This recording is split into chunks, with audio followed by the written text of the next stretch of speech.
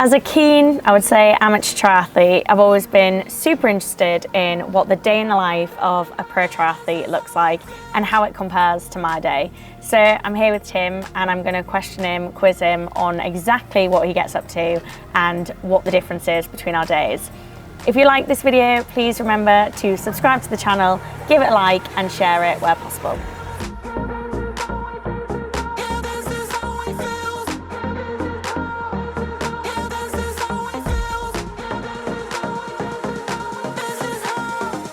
So Tim, let's start with the morning routine. What are we doing from the hours of 5:30 a.m. till midday?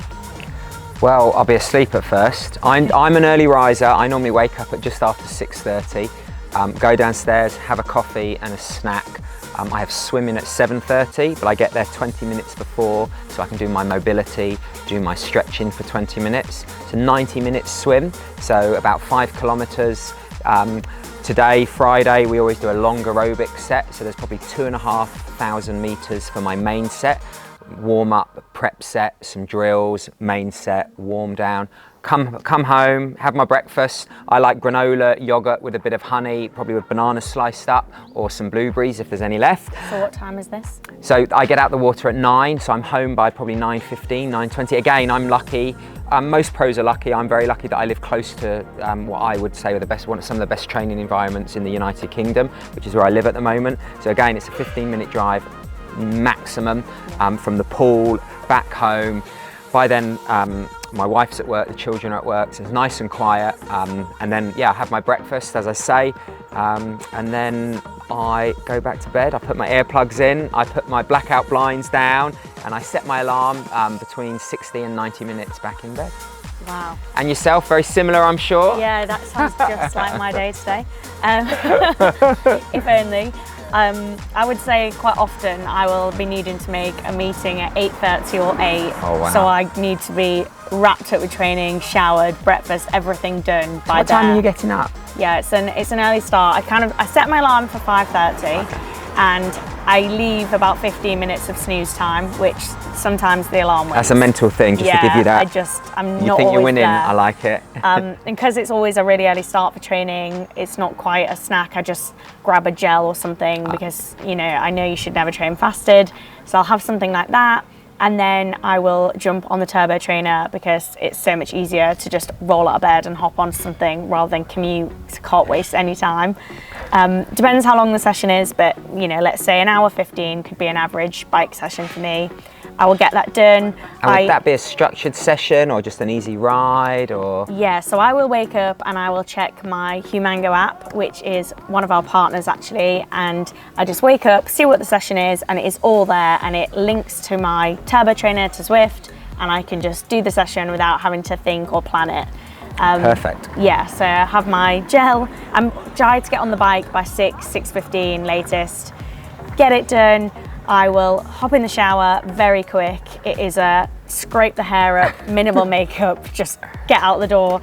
And I always have my breakfast prep the night before in the fridge, so I'll have like I like that. oats. Top tip there. Exactly. Breakfast ready the night before. I cannot waste any time. It's like a militant operation. What time is it now? 11, 12 o'clock? Oh I wish. If I'm lucky that I do get to work from home quite a bit, so then that's perfect and it gives me a bit more time. But you can't schedule your meetings whenever, I guess. No, so. It's kind of day dependent, meeting dependent. So if it's an office day and I maybe need to be there for 8:30, I'll be trying to get out the door for 7:40, 7:45. So it's a very quick turnaround with training, shower, breakfast, out the door. And then you're in the office till your lunch break? And then I'm in the office till my lunch break. Oh wow, so I'm waking up normally just after 11, have a coffee, another snack, cycling kit on, make my water bottles, probably 2.5 hour, not a coffee stop ride, I very rarely do those. Whether it's an easy ride or a session, I do that. Then I have a late lunch normally, like 1:30, 2 o'clock when I finish.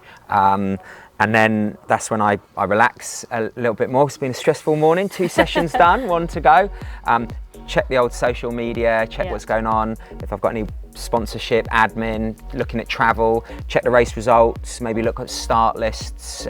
Yeah, a bit of chill time for a couple of hours then for me. And then, yeah, normally then late afternoon, 5:30, do a little bit of mobility in my garage, foam rolling, do some activation for running, and then I go out for my run. Friday normally is a 10 to 15k easy run. I try and put some hills in, and again, I ride from my home on the country lanes, and then I can run from my home because I live in a tiny village. Yeah, so off-road as much as possible. I come back, normally a protein shake, and then I do some run drills normally. Again, there's a nice park where I live, so I can just do them there and then. And what time is dinner then after that? So normally dinner, then normally I'm probably taking my daughter or son to either football, swimming or hockey training. And then I like to eat at 7:30 just as the children go to bed. And yeah, then I normally put on the compression boots, put Netflix on, and I'm in bed probably 9:30 at the very, very latest. Yeah, just to round the day off. And that's a swim, a bike and a run. Yeah, try and balance it out throughout the day. But I think it's not so much the training, it's in between the training sessions that's important to be as kind of like minimal. What do they say? If you don't have to run, walk, if you don't have to walk, sit, if you don't have to walk, lay. And that's what I try and do most days. Do you think sitting behind the laptop all day, not on my feet, counts as recovery? No, the mental energy that you're putting into that, all those emails and whatnot, all that white noise is massive. So your afternoon then, so or do you train over lunch? I don't train over lunch because often, like I said, meetings will crop up and you're just not sure how long your lunch slot is going to be. I'm quite fluid with what comes up. So I try to get out for a little walk to stretch my legs if I can. But yeah, I actually don't risk training at lunch because I would say most of my sessions are at least an hour, and by the time you've warmed up or got your kit on or showering afterwards, there's probably not really enough time. So I'm guessing you could do it every so often, but the boss is always like, this hour lunch, this 1 hour lunch is getting longer and longer. Exactly, and like you always say, and we always say in these videos, you need to make sure you are warming up properly, cooling 100%. Down properly, and also you don't want to not have time to actually eat some lunch. So lunch is generally spent a little bit of a walk, get some food in, especially because I'm going to be training in the evening, so I want to make sure I'm fueled up, ready for that. So I probably finish work anywhere from 5:45 to 6:30. Well, I thought it was 9 to 5 people work. No, isn't that what everyone does in the real world? If only, if only. I'm only joking. Yeah.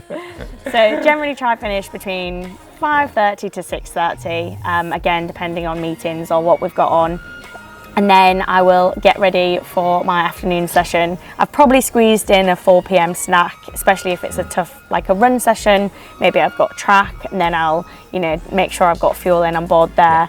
And I will get changed and generally start my evening session by 7:30, which sounds like that's your dinner. In the winter, how do you do that in the winter? Or is it you kind of like weather, you just kind of go out if it's dark? Yeah, either get on with it, head torch, or maybe go to the gym and do it on a treadmill. Okay. So 7 till 8, 7:30 till 8:30, commute home. I'm quite similar. I try to do things locally so I don't waste too much time commuting.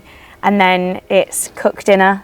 Yeah. So it could be eating like 8:39, and then try my best to be in bed for 10 to 10:30 to do it all again. Oh my God. Yeah. You know what, when I hear your an average day, and I coach a few athletes as well, it blows my mind the balance they have and the discipline amateurs have.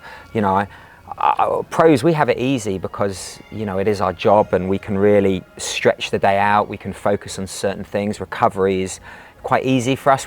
Pros have no excuse with their recovery, so I think I'll stick to my day job and you can stick to your day job. I should probably caveat that it's so often that would be a perfect day, I've got all my training in, nothing's come up.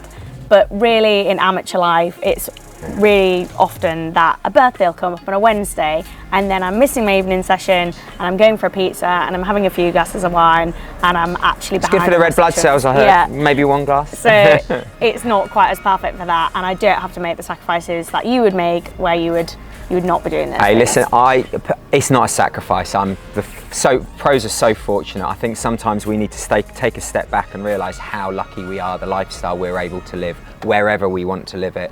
But yeah, no. Well, I can't wait to see how your next race goes, and I will definitely take in everything you've said here. We hope you enjoyed this video. I know I loved getting an insight to what exactly a pro gets up to in a day. Please give it a thumbs up and make sure to subscribe to the channel, and we'll see you on the next one.